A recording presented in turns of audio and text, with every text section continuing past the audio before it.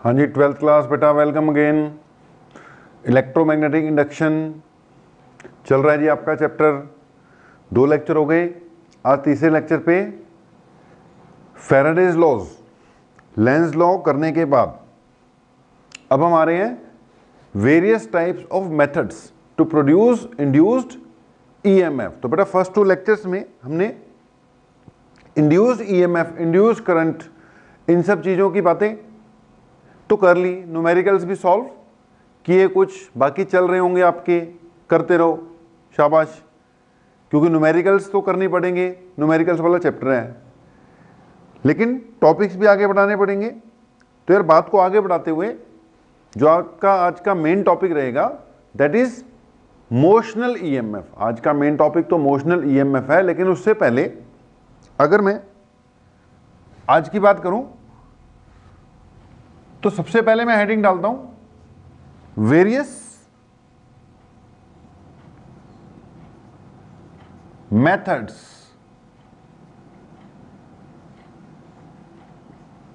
To produce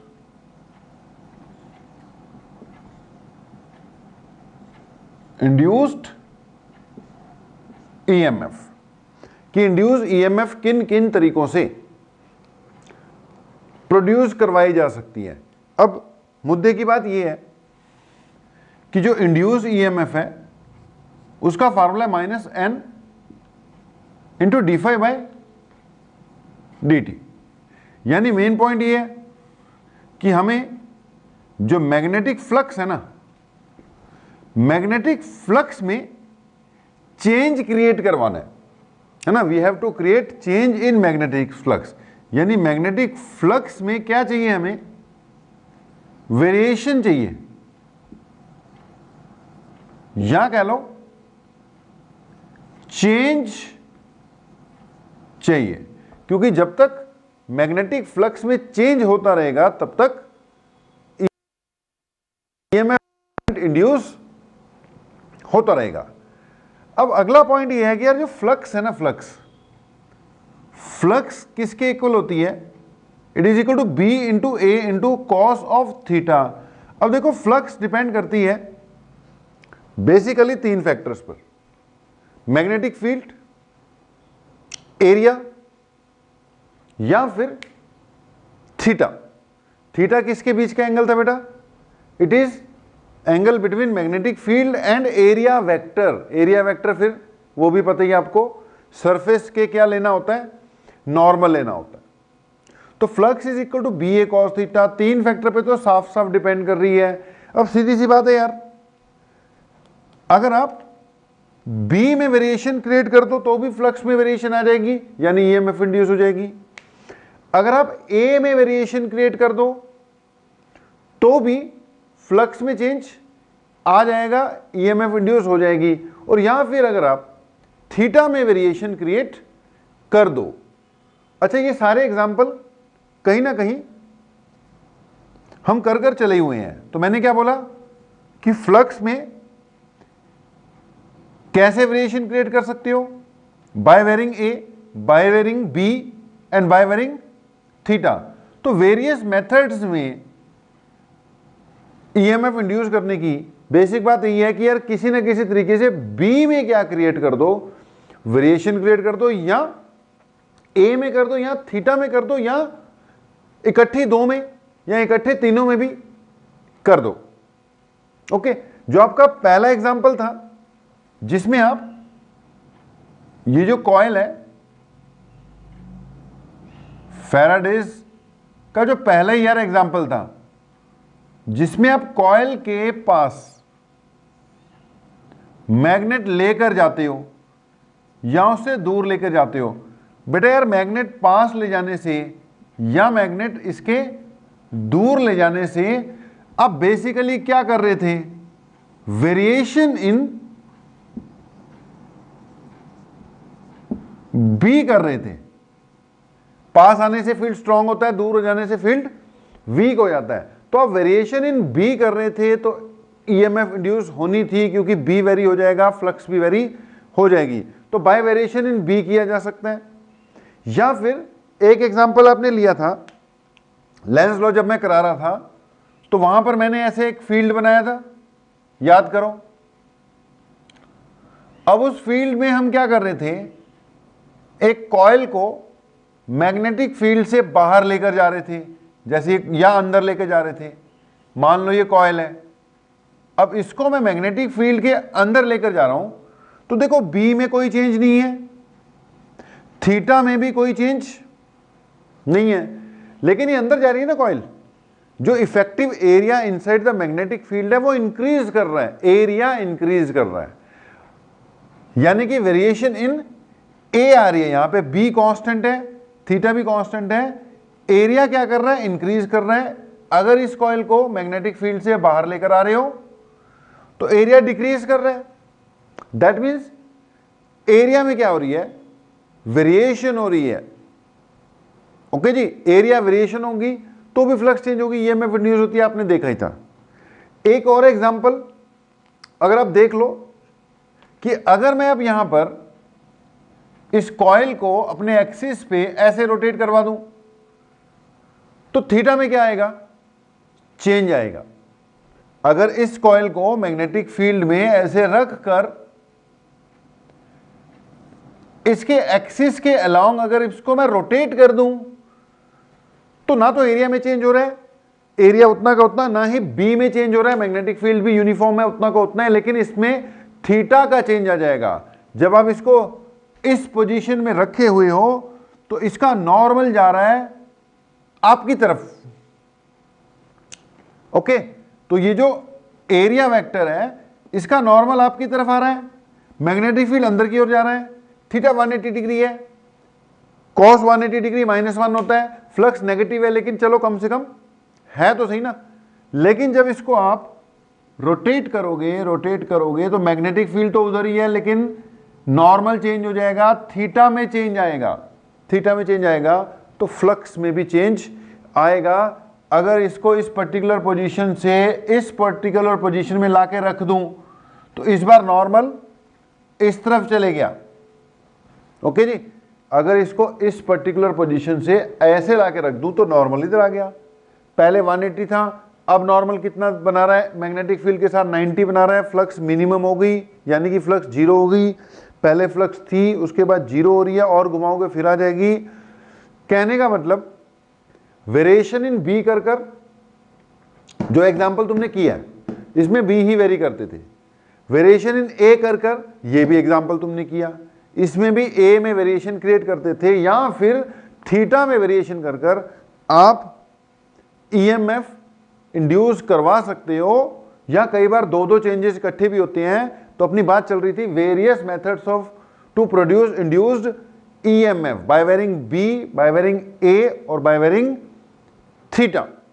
okay जी, तो अगर मैं इसको लिखूं फर्स्ट केस में, अगर मुझे बी में वेरिएशन चाहिए तो इंड्यूस्ड ईएमएफ का फार्मूला क्या होगा बेटा, यहां पे आएगा एन, तो आ नहीं था, into D D T of B A cos theta.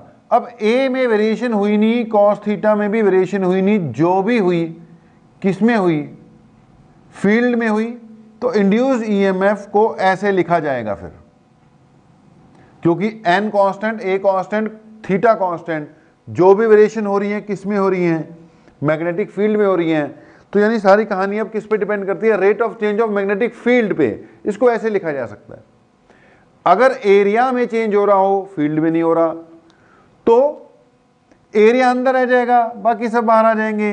तो सेकेंड केस में E equal to -n, B बाहर आएगा क्योंकि बी में कोई वेरिएशन नहीं है डिफरेंशिएशन से, कॉस थीटा आएगा, और यहां पर क्या आ जाएगा dA बाई dt, यानी यहां पे इंड्यूस ईएमएफ एरिया के चेंज पर डिपेंड कर रही है, dA बाई dt। या फिर जो तीसरी बात हम कर रहे थे उसमें इंड्यूस ईएमएफ किसके इक्वल आ जाएगी, -n बाहर आ जाएगा, b बाहर आ जाएगा, a भी बाहर आ जाएगा, यह आ जाएगी डिफरेंशिएशन ऑफ कॉस थीटा। अच्छा, कॉस थीटा की डिफरेंशिएशन माइनस साइन थीटा होती है, वो भी कर सकते हैं। तो ये भी सिचुएशन आ सकती है। अब पॉइंट टू बी नोटेड ये है कि रियल लाइफ में हमने एक दिन बात की थी कि फैराडे ने जो खोज की ना, उसके दम पर ही आज की डेट में जितना भी अल्टरनेटिंग करंट जनरेट हो रहा है ना, ये फैराडे के इलेक्ट्रोमैग्नेटिक इंडक्शन के दम पे ही हो रहा है। दैट मीन्स कमर्शियल स्केल पर इलेक्ट्रोमैग्नेटिक इंडक्शन पे बेस्ड वोल्टेज बहुत ज़्यादा प्रोड्यूस करवाई जा रही है। अब पॉइंट टू बी नोटेड ये है कि वो जो रियल लाइफ में जो एसी यूज कर रहे हो वो जब जनरेट हो रहा है तो उसमें जो बेसिक फंडा ये थर्ड वाला यूज होता है, थीटा में चेंज करवाए। ये सबसे आसान है, थीटा में चेंज करवाना सबसे आसान है यार। मैग्नेटिक फील्ड में चेंज कराने के लिए तुम्हें मैग्नेट पास दूर ले जाना पड़ रहा है, इसमें मूवमेंट करनी पड़ रही है। और अगर तुम्हें थीटा में चेंज कराना है तो सबसे इजी है यार, उसको एक्सिस पे घुमाना है। देखो किसी चीज को रोटेट करना वो ज्यादा इजी है।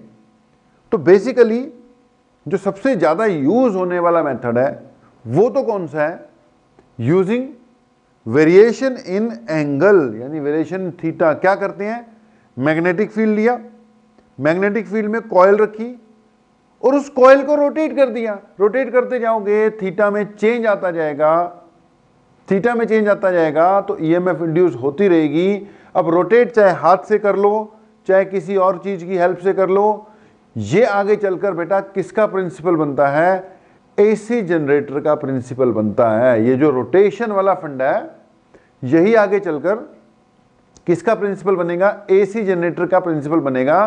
कि उसमें क्या करते हैं, एक मैग्नेटिक फील्ड क्रिएट किया, उसमें एक कॉइल रखी और उस कॉइल को बस क्या करना है आपने, रोटेट करना है। पूरा डिटेल में डिस्कस करेंगे। उस कॉइल को क्या करेंगे हम, रोटेट करेंगे। रोटेट करोगे थीटा चेंज होता जाएगा, अपने आप ईएमएफ इंड्यूस होती जाएगी। तो बातें बहुत हैं करने के लिए। फिलहाल हम लोग जो वेरिएशन डिस्कस करने जा रहे हैं वो बेटा एरिया वाली वेरिएशन डिस्कस करने जा रहे हैं। तो ये वेरियस मेथड्स जनरल हेडिंग थी आपकी। जो हम करने जा रहे हैं बेसिकली वो मोशनल ईएमएफ करने जा रहे हैं। और मोशनल ईएमएफ में वेरिएशन ड्यू टू एरिया का कंसेप्ट लगा के हम ऑब्टेन करेंगे। आपकी एनसीईआरटी बुक या जितनी भी बुक्स हैं उसमें एरिया के कंसेप्ट से रिजल्ट निकाल रखे हैं, हम भी उसी के हिसाब से निकाल देंगे। न्यूमेरिकल वाला टॉपिक है, पहले रिजल्ट निकालेंगे फिर उस पर बेस खूब सारे न्यूमेरिकल भी करेंगे। तो थोड़ा सा ध्यान देना और अगली हेडिंग डाल लेना, मोशनल ईएमएफ, इमोशनल नहीं, मोशनल ईएमएफ। फिर से सुन लो, ये जो मोशनल ईएमएफ आप डिस्कस करने जा रहे हो ये किस टॉपिक के अंतर्गत आया, production of EMF by various methods. अब उन वेरियस मेथड्स में से हम कौन सी वाली मेथड यूज करने जा रहे हैं, हम यूज करने जा रहे हैं उनमें से वेरिएशन इन एरिया। तो हेडिंग डाल लो जी, मोशनल ईएमएफ। मोशनल मतलब बेटा मोशन के कारण, ठीक है, मोशन के कारण जो ईएमएफ प्रोड्यूस हो रही है that is termed as motional EMF. Okay, कुछ रिजल्ट्स हैं इंपॉर्टेंट वाले, एज ए आर्टिकल एग्जाम में आ जाएगा, बोर्ड एग्जाम में तो ऐसे आर्टिकल ऐसे डेरिवेशन टाइप भी आ जाएगा। बाकी न्यूमेरिकल तो उस पर बेस्ड हमें करनी पड़ेंगे। तो जी हमें दोनों काम करने हैं, बोर्ड की प्रिपरेशन भी करनी है, आगे का भी सोचना है, न्यूमेरिकल्स भी करने हैं, क्वेश्चंस भी करने हैं, एमसीक्यूज भी करने हैं, प्लस सबसे पहले बेस तो फिर बनाना ही है ना। तो अपनी हेडिंग आ गई यार, मोशनल ईएमएफ।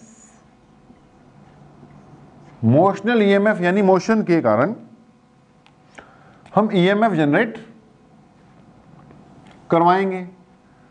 थोड़ा सा ध्यान देना, स्थिति हमारे पास ये है कि we are having a rod of length L which is moving in magnetic field. हमारे पास एक रॉड है यार, रॉड जिसकी लेंथ एल है, कंडक्टिंग रॉड है, जो कि मैग्नेटिक फील्ड में क्या करती है, मूव करती है।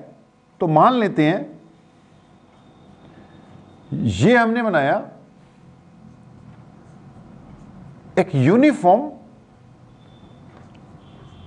Magnetic field. तो हमने बोला स्थिति क्या है, स्थिति तो बहुत नाजुक है, कोरोना जा ही नहीं रहा।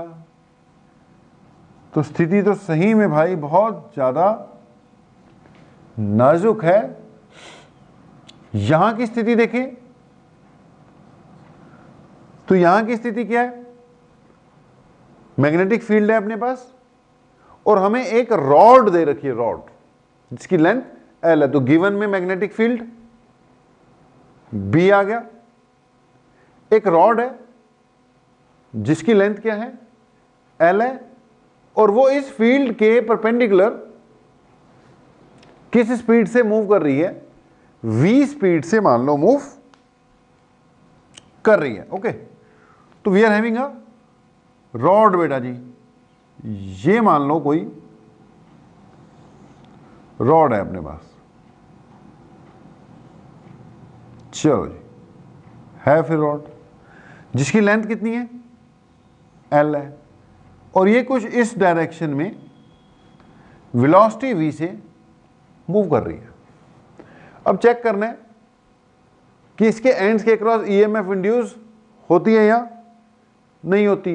अब होगी, हो जाएगी, क्योंकि इसके अंदर बेटा इलेक्ट्रॉन्स वगैरह हैं। जब ये मूव करेगी ना रॉड तो उन इलेक्ट्रॉन्स पे फोर्स लगेगा, फोर्स लगने के कारण को एक साइड पे जाके इकट्ठे हो जाएंगे, एक साइड पॉजिटिव आ जाएगा, एक साइड नेगेटिव आएगा। ओके, लेकिन हम इसको जो डिराइव करेंगे ना, जैसा बेटा एनसीईआरटी बुक में दे रखा है, वो एरिया वाले कंसेप्ट के हिसाब से इसको ड्राइव कर रखा है। तो अगली बात ये है कि हमने यहां पे इमेजिन किया कि जैसे ये वायर जो है, जो रॉड है अपनी, ये एक बेटा मेटेलिक फ्रेम का हिस्सा है। ठीक है, ये मेटेलिक फ्रेम का हिस्सा है, ये भी मेटेलिक, ये भी मेटल की वायर, ये भी मेटल की वायर, ये रॉड है आपकी गिवन। तो मैंने इसको कंप्लीट कर दिया, ये मेटेलिक फ्रेम का हिस्सा है, मैंने इसको क्या कर दिया, मेटेलिक फ्रेम को कंप्लीट कर दिया। ओके जी, अब सिचुएशन आपके सामने है,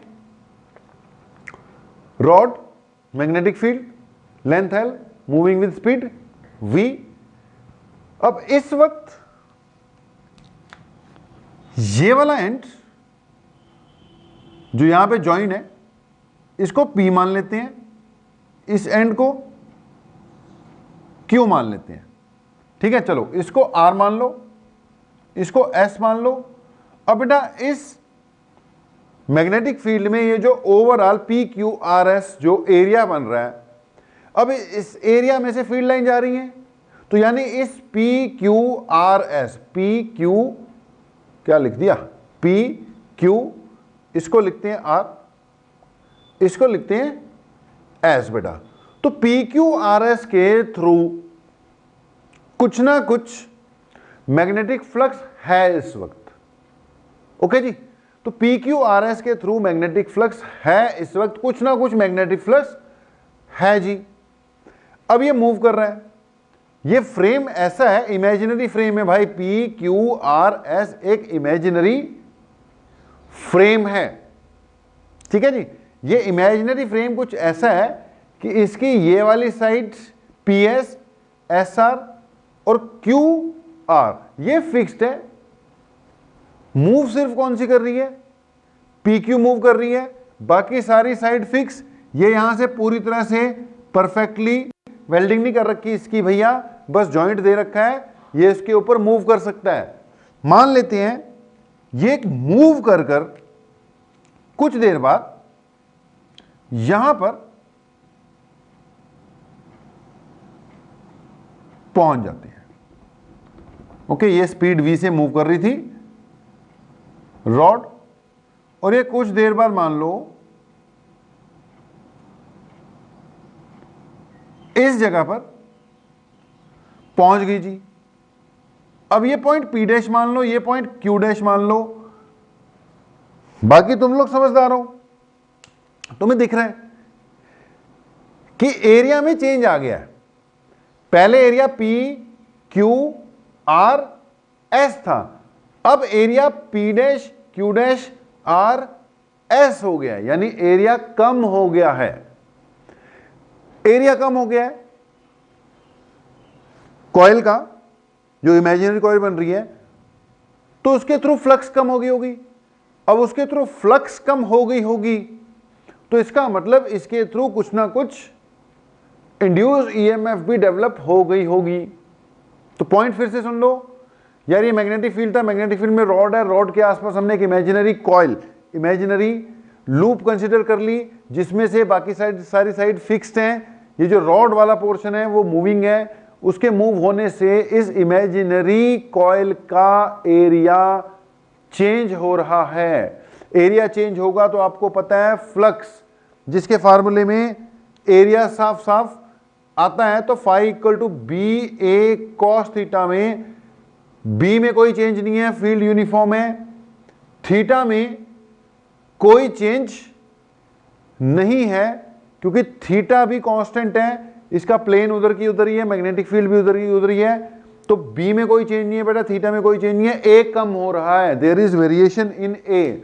अब क्योंकि ए में वेरिएशन हो रही है तो इसका मतलब फ्लक्स में चेंज आ जाएगा, फ्लक्स में चेंज आएगा तो ईएमएफ इंड्यूस होने के चांसेस रहेंगे ही। तो बेटा फ्लक्स में चेंज आने के कारण मैंने बोला ईएमएफ इंड्यूस होने के चांसेस रहेंगे। तो लिख लो जी, सिचुएशन आपके सामने है, इसके बाद तुमने लिख लेना है कि as shown in figure when rod moves with velocity v the area, लिख लेना बेटा as shown in figure when rod is moved with some speed as shown in figure, there is decrease in area of the imaginary coil PQRS and therefore there is variation in flux and therefore some EMF is induced in the coil which can be return S. हाँ जी बेटा, जो induce EMF है वो फिर क्या होती है, minus delta phi by delta T, है ना, minus delta phi divided by delta T होती है। तो इंड्यूस ईएमएफ का फार्मूला यही आ गया। अब अगली बात, इसको लिख सकता हूं माइनस डेल्टा फाई यानी चेंज इन फ्लक्स। इसकी जगह क्या लिखूंगा, इसको तो डेल्टा टी लिख देते हैं, इसकी जगह आ जाएगा B A cos of theta, B A cos of theta. अब हमने बोला बी में तो चेंज होता ही नहीं है, थीटा में चेंज हो ही नहीं रहा, थीटा वैसे भी यहां पर 0 डिग्री मान लेंगे, ठीक है, ये नॉर्मल है, नॉर्मल भी अंदर की ओर और मैग्नेटिक फील्ड भी अंदर की ओर, तो थीटा यहां 0 आएगा या 180 आएगा, हम 0 मान लेंगे इसको फिलहाल। ओके जी, तो यहां से E इक्वल टू माइनस हो गया बेटा, B में कोई वेरिएशन नहीं बाहर, ये तो वैसे भी मैंने बोला 0 मान के cos 0 1 हो गया, बचा क्या फिर यहां पर delta A divided by delta T, delta A यानी change in area, delta T यानी चेंज इन टाइम। अब बेटा यहां से यहां तक जाते वक्त मान लो कितना डिस्टेंस कवर किया x, और यहां से यहां तक जाते वक्त मान लो टाइम कितना लिया, वही डेल्टा टी। ओके, यहां से यहां तक जाते वक्त अगर उसने डिस्टेंस कवर किया x या डेल्टा x लगा लो, छोटा टाइम है, छोटा ही डिस्टेंस ले लेते हैं, तो मान लो कितना डिस्टेंस कवर किया बेटा, यहां से यहां तक उसने डेल्टा x कवर किया, ठीक है, टाइम कितना लगा, डेल्टा टी लगा। अब बेटा इस टाइम टी में जो चेंज इन एरिया आया डेल्टा ए, वो यही आ गया ना जो आपके सामने दिखाई दे रहा है। ओके जी, तो हमने बोला देयरफॉर एज पर सिचुएशन के हिसाब से जो चेंज इन एरिया आ रहा है, कितना आ रहा है जी, इस स्ट्रिप का area length into breadth, length L है, ब्रेथ कितनी है डेल्टा एक्स है, तो मैंने क्या लिख देना है यहां पर लेंथ की जगह एल और यहां पे लिख देना डेल्टा एक्स। ये जो एरिया चेंज आया ना ये नेगेटिव आया। नेगेटिव क्यों आया चेंज इन एरिया? बेटा डिक्रीज हुआ है। नेगेटिव चेंज क्यों मान रहे हो? डिक्रीज हुआ है। पहले एरिया था पी क्यू आर एस, अब है P dash Q dash R S. Change negative है तो नेगेटिव लगा लेते हैं, कोई दिक्कत नहीं है उसमें। तो चेंज नेगेटिव होने के कारण मैंने नेगेटिव लगा लिया, यहां पर नेगेटिव एरिया में चेंज है। तो ये आ गया यार delta A equal to minus L delta X. Therefore जो इंड्यूस ईएमएफ है कुछ भी नहीं है, मजाक है, बस टाइम ज्यादा लगा रहे हैं हम, खींच रहे हैं बात को। बी डेल्टा ए की जगह क्या लिख दिया हमने? L into delta x. नीचे क्या है तुम्हारे पास? डेल्टा टी पहले से चल रहा है, यहां से क्या लिख दिया? E equal to minus minus cut गया, B into L into delta X by delta T. Delta X है भैया डिस्टेंस कवर्ड, डेल्टा टी है time taken, distance by time speed होती है। इसका मतलब इंड्यूस ईएमएफ का फार्मूला कितना आ गया? B into L into V आ गया जी। It comes out to be equal to B into L into V. याद रखना है कि अगर एक रॉड मैग्नेटिक फील्ड में मैग्नेटिक फील्ड लाइंस के बिल्कुल परपेंडिकुलर काटते हुए अगर उसको निकलेगी तो इंड्यूस ईएमएफ का फार्मूला कितना आएगा? B into L into V आ जाएगा जी। तो this is called motional EMF. Motion के कारण ईएमएफ इंड्यूस हुई ना। तो यार अगर ये एरिया वेरिया ना हो ना तो भी मान के चलो रॉड है ना, रॉड के एंड्स के अक्रॉस ईएमएफ इंड्यूस होगी। और कितनी ईएमएफ इंड्यूस होगी? B into L into V. अगर ये सर्किट कंप्लीट कर दिया तो वो ईएमएफ नहीं रहेगी, साथ के साथ करंट बन जाएगी। अगर ये सर्किट कंप्लीट है तो वो ईएमएफ करंट बन जाएगी, करंट चलने लग जाएगा। अगर सर्किट कंप्लीट नहीं है, बीच में मान लो कट लगा हुआ है, तो ये ईएमएफ ही रहेगी। सो पॉइंट ये निकल कर आया कि induce EMF is equal to B into L into V. बात खत्म। कोई भी रॉड होगी उसके अक्रॉस जो ईएमएफ इंड्यूस होती है it is equal to B into L into V. Okay, अब इसी के करस्पॉन्डिंग क्या निकाला जा सकता है? करंट भी निकाला जा सकता है और भी बेटा कई चीजें निकाली जा सकती हैं। तो जो हेडिंग है ना, हेडिंग कंप्लीट हेडिंग उसको कर लिया हमने, motional EMF and energy considerations. लिख ही लो यार, हेडिंग आपने जो डाली हुई है ना उसको कंप्लीट कर लो, motional EMF and energy considerations. क्योंकि बेटा मैं बार बार बोल रहा हूं एनसीईआरटी बुक के हिसाब से चलूं तो एनसीईआरटी बुक में एक आर्टिकल है motional EMF and energy consideration. वो बीएलवी वाला फार्मूला तो निकालता है, उसके साथ एनर्जी पावर की बातें भी करना शुरू कर देता है, हम भी करना शुरू कर देते हैं। बात को यहीं पर फिर ओवरऑल खत्म ही कर देते हैं। तो मोशनल ईएमएफ कितनी कैलकुलेट होगी जी? B into L into V. Motional EMF कितनी कैलकुलेट होगी? B into L into we.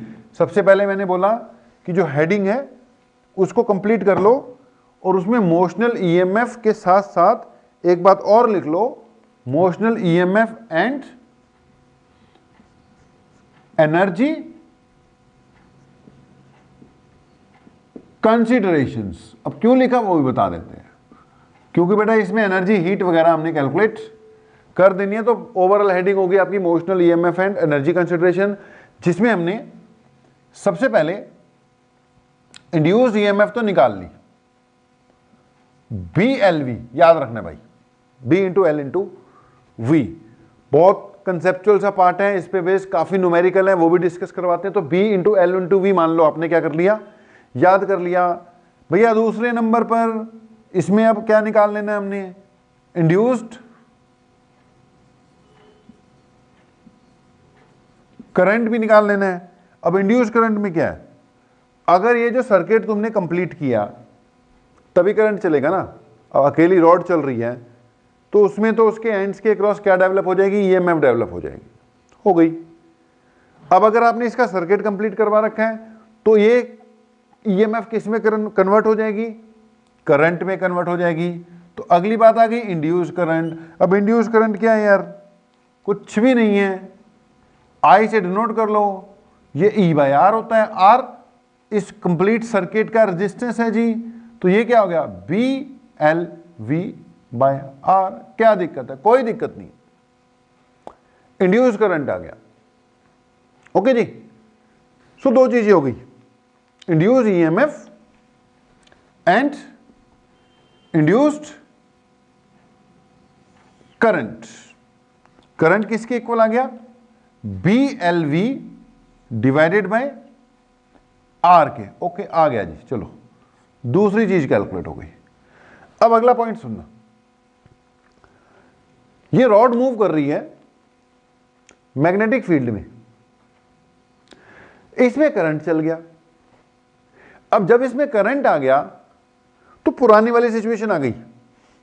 पुरानी से वाली सिचुएशन क्या आ गई कि एक current carrying rod magnetic field में पड़ी हुई है, ये खैर मूव कर रही है, मूव करने से इसमें करंट आया, लेकिन सिचुएशन वो होगी ना कि मैग्नेटिक फील्ड में एक करंट कैरिंग रॉड है। अगर एक current carrying rod magnetic field में आ जाए तो उस पर फोर्स लगता है,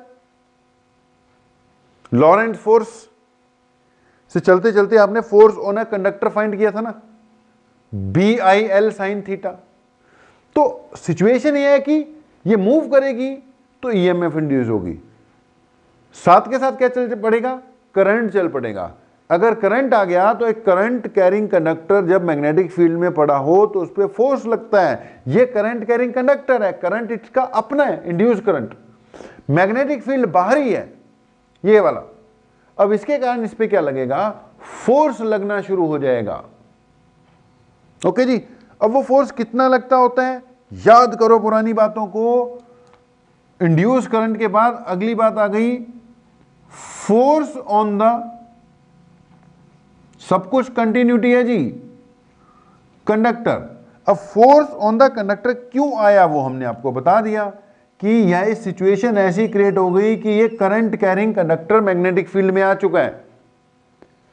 अब current carrying conductor magnetic field में है तो उसमें फोर्स लगता है, फोर्स तुम्हें पता ही है कितना लगता है, फोर्स लगता है B I L sine theta, B I L sine theta. अब थीटा किस किस के बीच का एंगल होता है, करंट और मैग्नेटिक फील्ड। करंट तो ऊपर की ओर या नीचे की ओर ही चलेगा, मैग्नेटिक फील्ड अंदर की ओर है। थीटा 90 डिग्री रहेगा यहां पर, ओके, थीटा यहां पर क्या रहेगा 90 डिग्री। तो इसके हिसाब से फोर्स कितना लगा, बी आई एल, और इसके हिसाब से फोर्स कितना लगा, बी आई की वैल्यू पुट कर दो, आई की वैल्यू है B L V by R. Okay जी, साथ में क्या है, बी आई की जगह B L V by R, साथ में एक एल बच रहे हैं। तो क्या बचता है, F is equal to B square L square R into V. So ये किसकी एक्सप्रेशन आ गई, force acting on the rod, force acting on the rod due to the external magnetic field. तो पॉइंट ये कि इसमें करंट भी इसी मैग्नेटिक फील्ड के कारण आया और इसमें फोर्स भी इसी मैग्नेटिक फील्ड के कारण लगेगा। अब वो फोर्स कैसे लगेगा, ध्यान से सुनना, फोर्स लगेगा कैसे, फोर्स मतलब उसका नेचर कैसे होगा। नेचर उसका ये होगा कि भैया इसको चलने से रोकेगा, ये इसको चलने से रोकेगा। क्यों रोकेगा भैया, लेंस लो, लेंस लो क्या कहता है कि अपने कॉज को इस इंड्यूस ईएमएफ ने क्या करना है, अपोज करना है। जो इंड्यूस ईएमएफ डेवलप हो रही है it always oppose its own cause. तो जो इंड्यूस ईएमएफ है इसने अपने कॉज को क्या करना है, अपोज करना है। अब अपने कॉज को अपोज करने के चक्कर में जब ये मूव कर रहा था, तो जब हम इसको मूव कर रहे थे इस पे इसके अगेंस्ट एक क्या करना शुरू लग गया, फोर्स लगने लग गया। अगर मुझे इसको इसी कांस्टेंट वेलोसिटी से मूव करवाना है तो मुझे एक्सटर्नली इतना फोर्स लगाना ही पड़ेगा ताकि कांस्टेंट स्पीड मेंटेन रहे। बात को समझो। इंड्यूस ईएमएफ तुमने फाइंड कर ली, करंट फाइंड कर लिया, इस पे लगने वाला फोर्स भी फाइंड कर लिया। ये फोर्स इसको आगे नहीं आने देगा, लेकिन तुम चाहते हो कि ये आगे भी जाता रहे और इसकी स्पीड भी कांस्टेंट की कांस्टेंट रहे, यानी उसमें कोई चेंज ना आए। तो इसका मतलब है कि भैया इसको कांस्टेंट स्पीड से मूव करवाने के लिए ये जो अपोजिट डायरेक्शन में फोर्स डेवलप हो रहा है, तुम्हें इसको अपोज करना पड़ेगा कि नहीं करना पड़ेगा। तो पॉइंट ये है कि ये चाहे कह लो फोर्स ऑपोजिट डायरेक्शन में लग रहा है जिसके अंदर डेवलप हुआ, चाहे कह लो कि ये वो फोर्स है जो आप लगा रहे हो इसको मूव करवाने के लिए। B L square V square जो भी है फार्मूला तभी लगेगा ना जब v कांस्टेंट रहेगी। अब v कांस्टेंट तब रहेगी कि जब ये अपोजिंग नेचर वाला फोर्स है इसको आप एक्सटर्नली फोर्स लगाकर मेंटेन कर कर रखोगे, एक्सटर्नली फोर्स लगाकर मेंटेन कर कर रखोगे, तो आप ये भी कह सकते हो तो कि this is the force required to move the rod with constant speed. तो पहला पार्ट इंड्यूस ईएमएफ, दूसरा पार्ट करंट, तीसरा पार्ट फोर्स। बेटा फोर्स भी आ गया। अब भैया अगर आपको फोर्स लगाना पड़ेगा तो आपको पावर भी लगानी पड़ेगी, यानी फोर्स लगाना पड़ा तो वर्क करना पड़ गया, वर्क करना पड़ गया तो पावर का कंसेप्ट आ जाएगा। तो अगली बात यहां से पावर भी कैलकुलेट कर लेते हैं। अगली बात इलेक्ट्रिकल, यहां पर पावर भी कैलकुलेट की जा सकती है। अब पावर कैलकुलेट की जब हमने, तो याद करो, अगर तुम्हें पता हो डायरेक्ट ही निकाल दूंगा बेटा। पावर और फोर्स के बीच में रिलेशन होती है, चल बना देते हैं। वैसे पावर होता था वर्क अपॉन टाइम, वर्क होता है force into displacement upon time. ठीक है, वर्क क्या होता है? फोर्स इंटू डिस्प्लेसमेंट, नीचे टाइम है, डिस्प्लेसमेंट अपॉन टाइम होती है वेलोसिटी। तो पावर आ गई फोर्स इंटू वेलोसिटी, तो पावर आ गई फोर्स तो निकला हुआ है B square L square V by T. ठीक है, फोर्स निकला हुआ है B square L square V divided by T, और साथ में एक और वी, ये बन गया B square L square V square by T. Power आ गई B square L square V square divided by T. तो क्या कैलकुलेट कर ली? साथ के साथ पावर भी कैलकुलेट कर लीजिए आपने। ठीक है जी, तो ये पावर कैलकुलेट हो गई, P is equal to B square L square V square divided by T. Okay जी, ये भी हो गया। अब एक चीज रह गई, हीट। हीट भी निकाल लो। जब ऐसा होगा, फोर्स लगेगा, वर्क होगा, पावर होगी, तो हीट तो प्रोड्यूस होगी ना, तभी हमारी ओवरऑल हेडिंग है motional EMF and energy consideration. तो ये सारी चीजें निकालनी होती हैं। अगली हेडिंग डाल लो, कुछ नहीं है, बस हो गया। हीट कुछ नहीं, पावर इनटू टाइम होती है, ले टाइम से मल्टीप्लाई करते, हीट आ गई। पावर तो निकली पड़ी है ना, तो अगले स्टेप में लिख लो हीट प्रोड्यूस्ड। क्या लिख लिया बच्चे? Heat produced. अब हीट प्रोड्यूस किसके इक्वल होती है? पावर इनटू टाइम, क्योंकि पावर होती है वर्क अपॉन टाइम। याद करो अगली बात क्या लिखी हमने? Heat produced. अब हीट प्रोड्यूस्ड में बेटा हीट का फार्मूला पावर इंटू टाइम होगा, क्योंकि बेटा वर्क इंटू टाइम होता है। यहां पे heat equal to work equal to power equal to work upon time होता है ना। तो work equal to power into time, और वर्क ही हीट है। जितना वर्क होगा उतनी हीट प्रोड्यूस होगी। Heat produce power into time, कुछ ना करो, H equal to P into T, P की वैल्यू पुट कर दो, B square L square V square नीचे टी। ठीक है, तो हीट क्या थी? Power into time. ठीक है, पावर क्या आ गई थी आपकी? बी स्क्वायर एल स्क्वायर, नीचे टी कहां से आ गया यार? आई था B L V by R, F भी था B square L square V by R. तो पावर क्या थी, एफ इंटू वी, क्या करते हो, एफ की जगह B square L square V by R, B square L square V by R है। हम भी कहें, टाइम कहां से आ गया, B square L square V square by R है बेटा, तो ये बनेगा B square L square V square by R into क्या रहेगा, टाइम, वरना सब गड़बड़ हो जाता, टाइम से टाइम ही कट जाता। तो बेटा यहां तक नोट करो, अभी आगे बातें अभी जा रही हैं। हीट का फार्मूला क्या आ गया, B square L square V square by R into T. तो यार बेटा हमने रॉड के क्रॉस इंड्यूस होने वाली ईएमएफ की एक्सप्रेशन कैलकुलेट की यार। अब देखो इसमें अभी करने के लिए बातें और भी हैं, और भी बहुत सी बातें अभी इस पे करने के लिए हैं अपने पास, लेकिन पहले थोड़ा सा 2-4 पॉइंट बताऊं ताकि आप कुछ न्यूमेरिकल्स करने के लायक हो जाओ। कुछ पॉइंट्स है बेटा, बड़े कंसेप्चुअल से बड़ी इंपॉर्टेंट सी बात है। अब पहली बात तो ये कि यार actual formula B L V नहीं, एक्चुअल है B into L into V into sine theta. Okay, पूरा formula B L V sine theta है।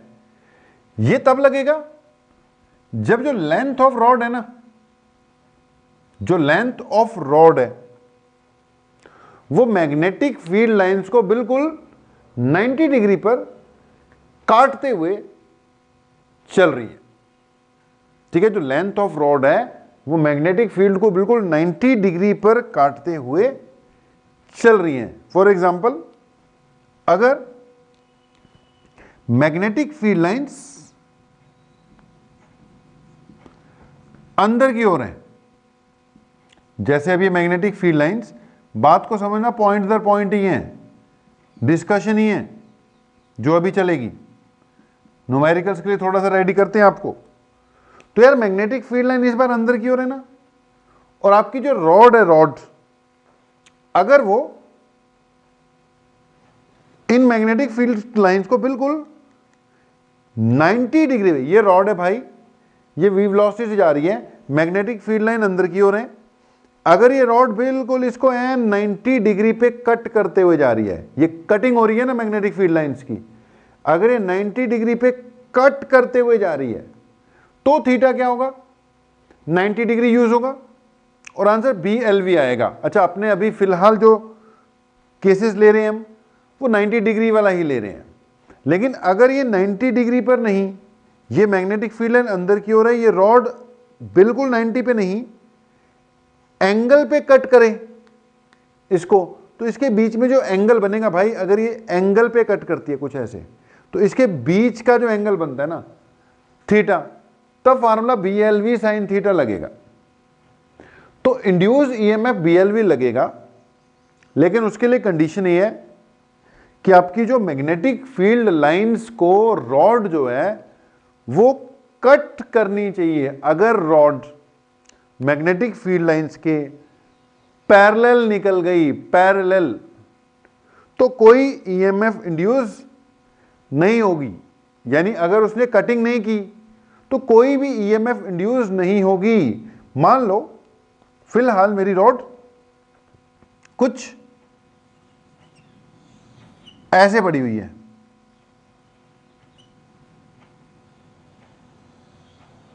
ठीक है जी, ये अपनी रॉड है यार। अब अगर ये रॉड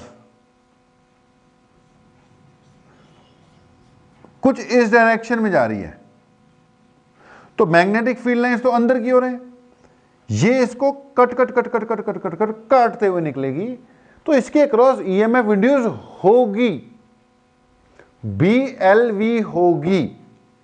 अब अगली बात ध्यान से सुनना, ये मैग्नेटिक फील्ड लाइन अंदर की ओर है, अंदर की ओर ये मैग्नेटिक फील्ड लाइन है, मान लो ये भी इनवर्ड है और ये भी इनवर्ड है, ये देखो दो है, ये भी इनवर्ड और ये भी इनवर्ड, ठीक है, ये दो मैग्नेटिक फील्ड लाइंस है, दोनों की दोनों इनवर्ड जा रही हैं, मान लो, ठीक है जी, ये दोनों की दोनों मैग्नेटिक फील्ड लाइंस इनवर्ड जा रही हैं।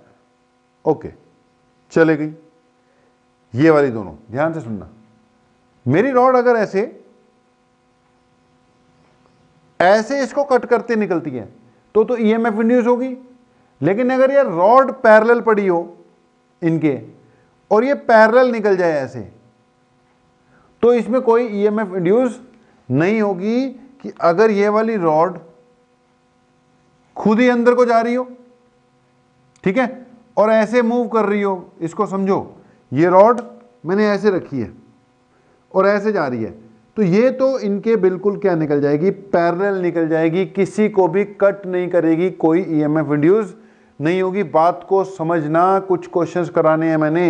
ये फील्ड लाइन अंदर की ओर है, ये मेरी रॉड भी अंदर की ओर ही है, ये फील्ड लाइन ऐसे पड़ी थी, मेरी रॉड ऐसे निकल गई, ये ऊपर वाली फील्ड लाइन है, नीचे वाली फील्ड लाइन, रॉड ऐसे ऐसे ऐसे निकल जाएगी भाई, किसी को कट नहीं करेगी, कोई ईएमएफ इंड्यूस नहीं होनी है। मेरी रॉड ऐसे पड़ी हुई है ऐसे, और नीचे को चली जाएगी तो भी ये किसी को कट नहीं करेगी। ये फील्ड लाइंस हैं, मेरी रॉड ऐसे पड़ी हुई है और नीचे जा रही है तो भी किसी को कट नहीं, भाई परपेंडिकुलरली कट करेगी तो ही कुछ ना कुछ ईएमएफ इंड्यूस होनी है। अगर पैरेलल निकल गई तो कोई ईएमएफ इंड्यूस नहीं होनी है। ये मैग्नेटिक फील्ड लाइन है अंदर की ओर, वही वाली।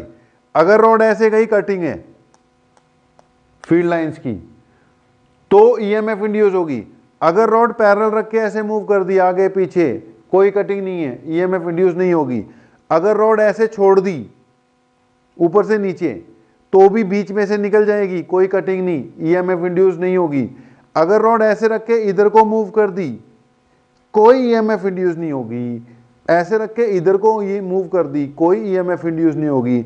वर्टिकल रख के नीचे छोड़ दी, कोई ईएमएफ इंड्यूस नहीं होगी। भैया वर्टिकल रख के ऐसे चलाओगे ना, ऐसे cut cut cut cut cut cut, field lines cut होनी चाहिए, तभी ईएमएफ इंड्यूस होगी। बात को समझना पड़ेगा।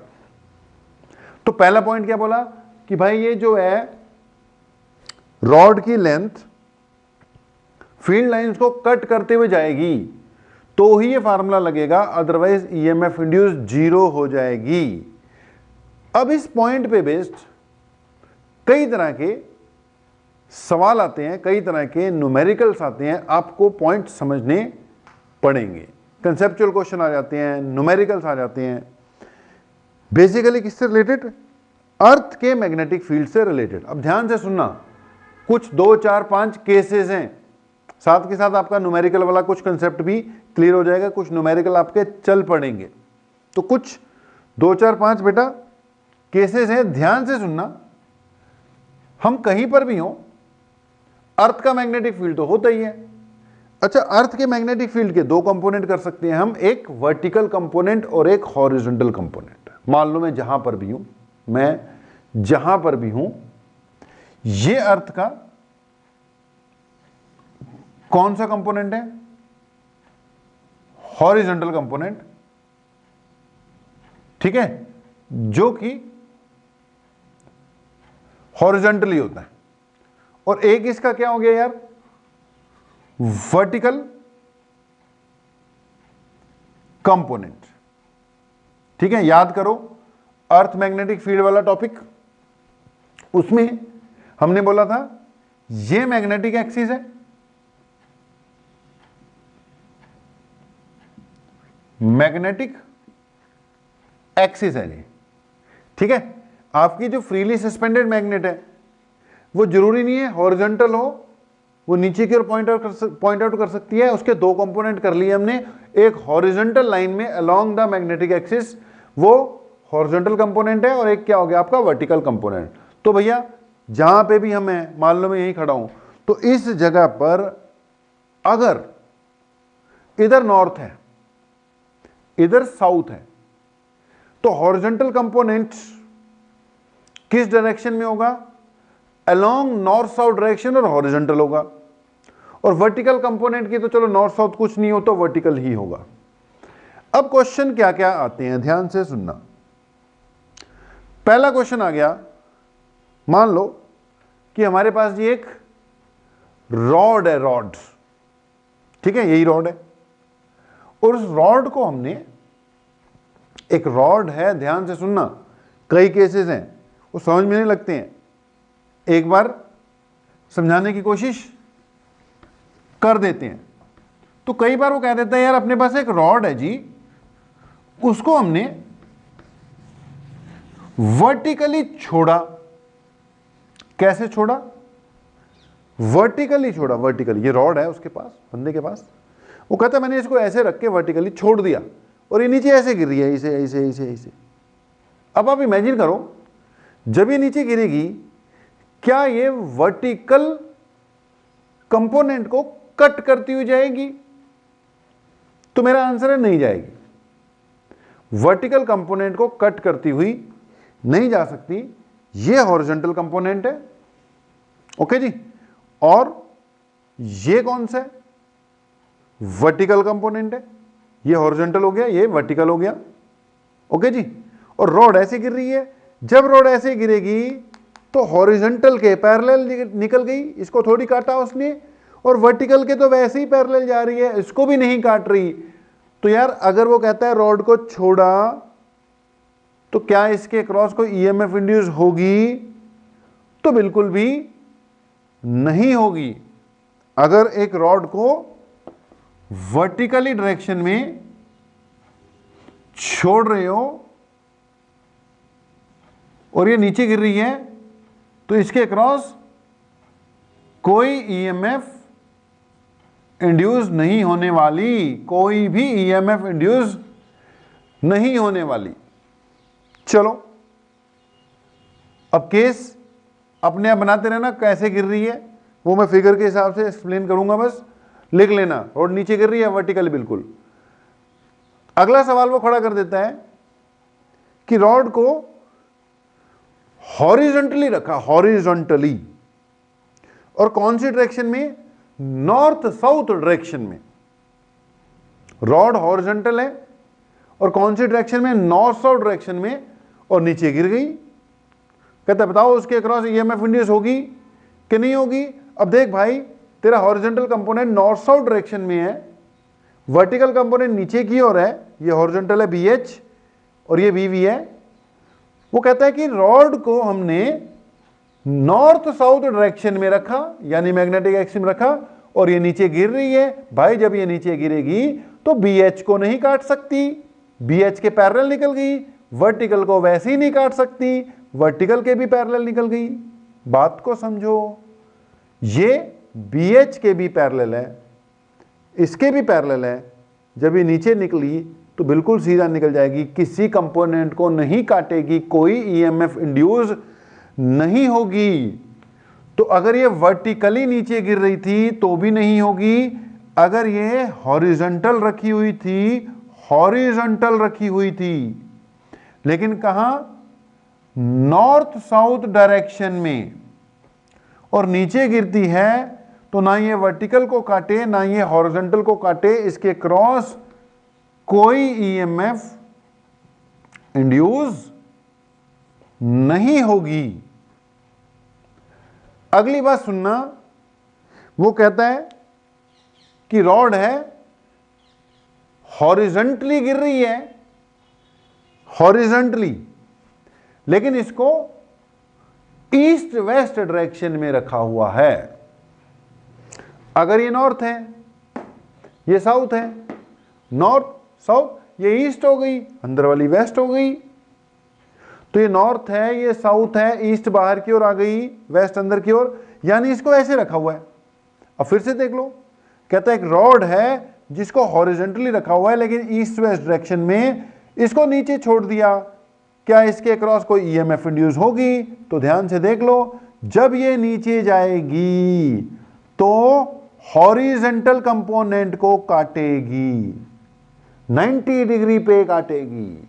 फिर से देख लो, जब ये ऐसे गिरेगी तो हॉरिजॉन्टल कंपोनेंट को काटेगी और बिल्कुल 90 डिग्री पे काटेगी, वर्टिकल के बिल्कुल पैरेलल निकल जाएगी, यानी वर्टिकल की कोई कंट्रीब्यूशन नहीं होने वाली, हॉरिजॉन्टल कंपोनेंट को काटा।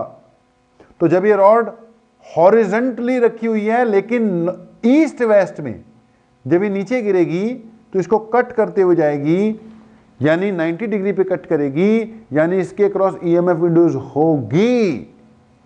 ओके, हॉरिजॉन्टली रखी है, नॉर्थ साउथ नहीं मेरे भाई, ये ईस्ट वेस्ट रखी है, तो इसके क्रॉस ईएमएफ इंड्यूस हो जाएगी। कितनी होगी? BLV हो जाएगी। लेकिन B की जगह क्या यूज होगा? हॉरिजॉन्टल कंपोनेंट, क्योंकि कट किसको किया इसने? हॉरिजॉन्टल कंपोनेंट को किया। कट किसको किया? हॉरिजॉन्टल कंपोनेंट को किया है। तो बात को समझो, 3 केस तो मैंने कर दिए। एक और बात सुन लो, वो कहता है कि रॉड है, अगला केस हॉरिजॉन्टल पड़ी है और हॉरिजॉन्टली ही मूव करती है, नीचे नहीं गिर रही। पहले तो मैंने बोलता नीचे गिर रही है, नीचे गिरेगी, नॉर्थ साउथ में कोई ईएमएफ नहीं, ईस्ट वेस्ट में गिरेगी तो हॉरिजॉन्टल को तो काटेगी, कम से कम ईएमएफ इंड्यूस होगी।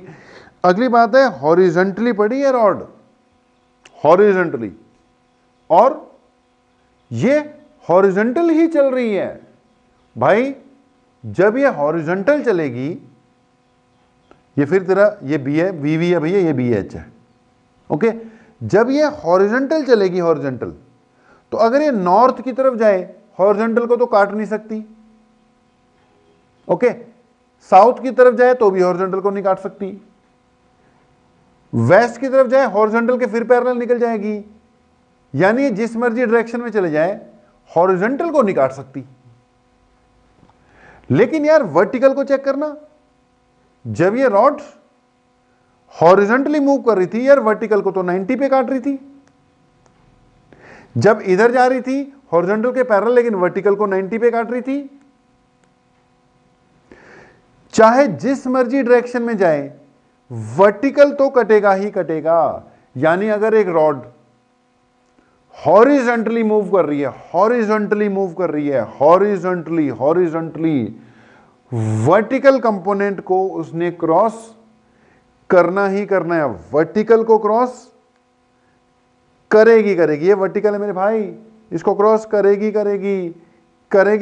जिस मर्जी डायरेक्शन में हो जाए। अगर रॉड हॉरिजॉन्टली पड़ी है, ही मूव करती है, तो वर्टिकल को तो क्रॉस उसने करना ही करना है, यानी उसके क्रॉस जो इंड्यूस ईएमएफ है वो आएगी ही आएगी। अब इसके ऊपर लिख लेना कौन सा केस है भैया, वो BLV आएगी, लेकिन B कौन सा यूज होगा? वर्टिकल कंपोनेंट वाला यूज होगा। सबसे ज्यादा यूज होने वाला रिजल्ट ये है, बहुत न्यूमेरिकल आएंगे इस पे बेस्ड। तो V कौन सा यूज होगा? Sorry, B vertical component use होगा। BLV लगेगा, लेकिन कौन सा यूज होगा? वर्टिकल कंपोनेंट यूज होगा। यहां पे कौन सा यूज हुआ था? हॉरिजॉन्टल हुआ था। क्यों हुआ था वो तो मैंने बता दिया, वर्टिकल कंपोनेंट यूज होगा। अब यार इस केस पे बेस्ड हॉरिजॉन्टली जाना, 2 तरह के क्वेश्चन आते हैं इस पे। एक ट्रेन वाला और दूसरा प्लेन वाला। ठीक है, ट्रेन वाला प्लेन वाला 2 क्वेश्चन आएंगे इस पे बेस्ड। कर लेना भाई, कुछ नहीं है, इजी है। वो कहता है एक ट्रेन जा रही है, ट्रेन जाएगी ना जब, तो ट्रेन के नीचे जो उसके चक्के होते हैं भाई, वो लोहे के चक्के हैं, ट्रेन के जो व्हील्स हैं, और एक इधर और एक इधर, बीच में रॉड लगी होती है, उसको कहते हैं एक्सेल। उसको क्या कहते हैं? एक्सेल। रॉड एक्सेल होगी ना, जिसके ऊपर दोनों चक्के फिक्स है और घूम रही है। तो यार वो एक्सेल को रॉड मान लेगा, और जब ट्रेन चलेगी तो चक्के घूमते हुए जा रहे हैं, तो एक्सेल रॉड बन जाएगा। और ऐसा फील होना चाहिए या होगा कि जैसे वो रॉड हॉरिजॉन्टली आगे की ओर बढ़ रही है, जैसे वो रॉड हॉरिजॉन्टली आगे की ओर बढ़ रही है। शर्त यह है कि जो ट्रेन है हॉरिजॉन्टली जानी चाहिए, मतलब वो ब्रिज पे ना चढ़ रही हो या पहाड़ से नीचे ना उतर रही हो, मतलब हाइट गेन ना कर रही हो। एजम्पशन ये है कि बिल्कुल हॉरिजॉन्टल जा रही हो। तो भैया जब भी ट्रेन वाला क्वेश्चन आ जाए और ट्रेन जा रही हो, एक्सेल की लेंथ दे रखी होगी, वो बोलेगा कि जी एक्सेल की लेंथ एल है। ओके, मैग्नेटिक फील्ड कौन सा यूज करना है? Horizontal component, sorry vertical component, क्योंकि जब हॉरिजॉन्टली ट्रेन चल रही है तो उसकी रॉड भी हॉरिजॉन्टल चल रही है। वो जिस मर्जी दिशा में जाए, वो नॉर्थ में जाए, वो ईस्ट में जाए, वो वेस्ट में जाए, वो भाड़ में जाए, जहां मर्जी जाए, काटेगी किसको? वर्टिकल कंपोनेंट को ही क्रॉस करना है उसने, वर्टिकल कंपोनेंट को ही क्रॉस करना है। यानी कि ट्रेन वाले क्वेश्चन में आंसर क्या आना है?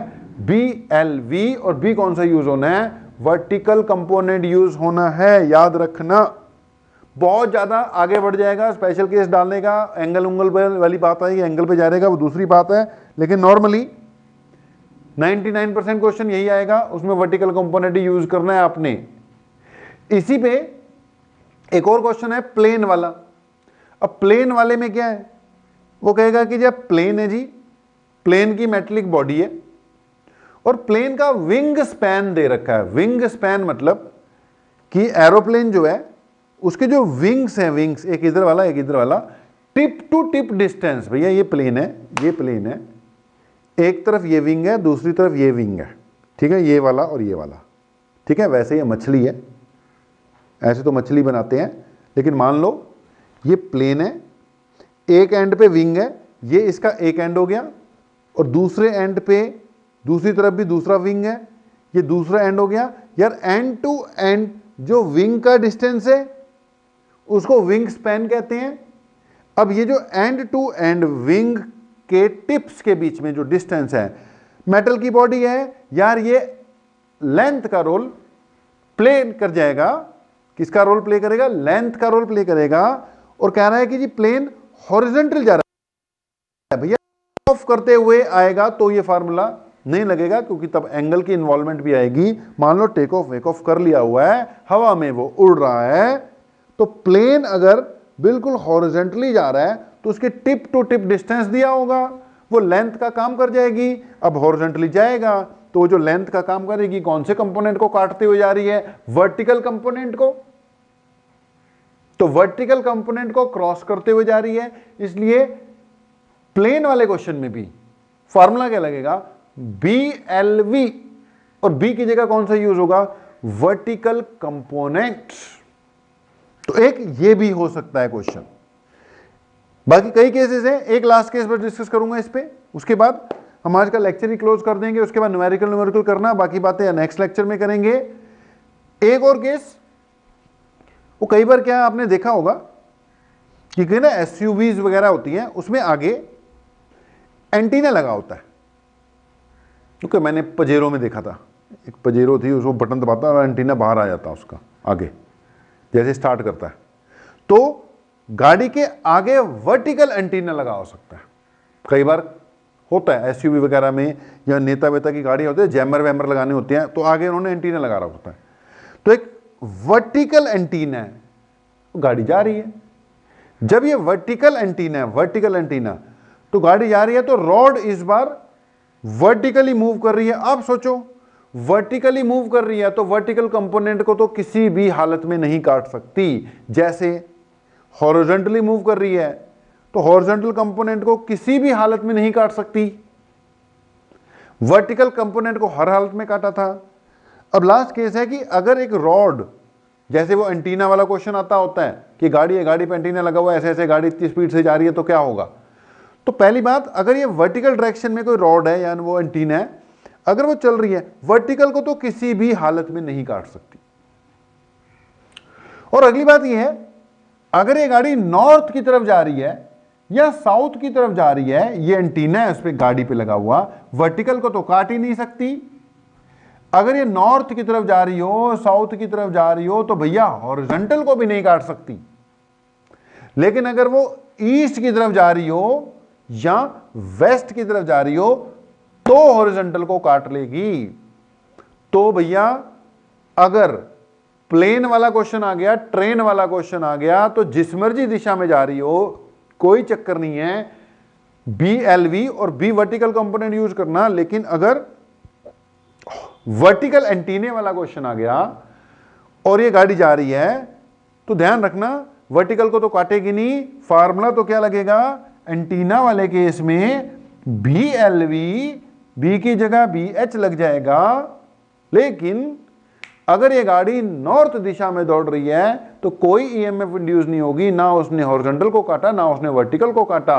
अगर ये साउथ में जा रही है तो भी कोई EMF इंड्यूस नहीं होगी, लेकिन अगर वो ईस्ट वेस्ट में जा रही है तो 90 डिग्री पे काटेगी। आएगा आंसर, और कौन से कंपोनेंट को काटा, हॉरिजॉन्टल को काटा, इसलिए BH into L into V आएगा। L लेंथ की ऑफ एंटीना दी होगी, V गाड़ी की स्पीड दी होगी। अगर इन बिटवीन कोई सिचुएशन आ रही होगी तो BLV साइन थीटा हो जाएगा। अगर वो कहता नॉर्थ ईस्ट में जा रही है जी गाड़ी, अब नॉर्थ ईस्ट में जा रही होगी तो उसमें थीटा 45 डिग्री लग जाएगा फिर।